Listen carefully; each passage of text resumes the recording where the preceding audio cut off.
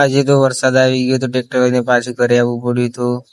તો જો આજે આપણે ઘરે આવી ગયા ટ્રેક્ટર લઈને. તો આજે આપણે જવાનું મગફળી વેરવા માટે ટ્રેક્ટર લઈને. તો આપણું ટ્રેક્ટર પણ તૈયાર પડ્યું ઓલરેડી.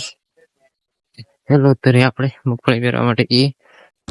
તો જો પેરણી પણ આપણી વરસાદમાં પડી ગઈ. જો વાતાવરણ પણ આજે વરસાદનું છે, તો પણ આપણે મગફળી વેરવા જવું પડશે. તો ચલો ટ્રેક્ટરની સાફ સફાઈ કરી દઈએ. થોડી સાફ સફાઈ કરી દઈએ મસ્ત ટ્રેક્ટરની. અને આપણું ટેપ ચાલુ કરી દઈએ. ટેપ ચાલુ કરીને હવે આપણે ટ્રેક્ટર સ્ટાર્ટ કરી દઈએ. Okay, let's go.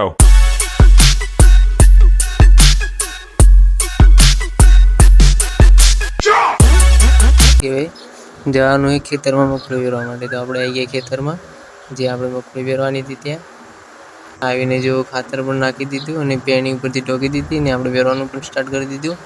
તો મગફળી પેરીએ તો મોચમ પણ લઈ લીધા અને હવે આપણે જઈશું ઘર તરફ. તો Okay, let's go.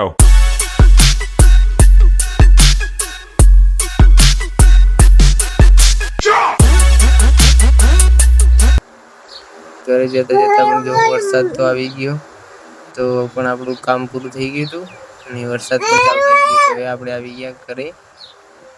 તો ઘરે આવીને આપણે ટાળિયામાં ટ્રેક્ટર અંદર મૂકી દીધું, પેણી પણ અંદર મૂકી દીધી અને હવે આપણે જઈશું પાછા ટ્રેક્ટર લઈને ગામમાં. તો જો રાહુલભાઈ ટ્રેક્ટર લઈને આવી હતો, હીરો લગાવવાનો હોય. તો હવે જો હીરો લગાવીને હીરા ઉતરી ગયા અને હું હવે ટ્રેક્ટર લઈને આવીશું.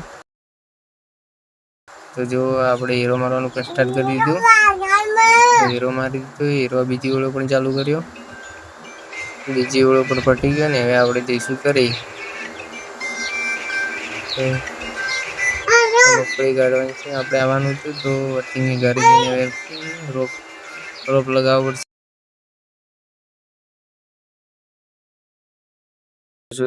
ડીશ છોડી દીધી અને હવે આપણે લગાવીશું રોપ.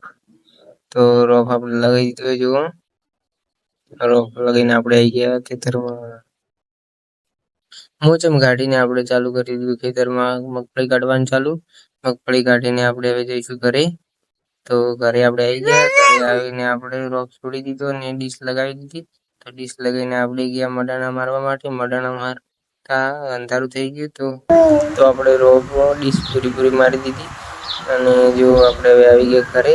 ઘરે આવીને રાતે ટ્રેક્ટર બંધ કરી દીધું. તો મળીએ આપણે હવે બીજા બ્લોગમાં.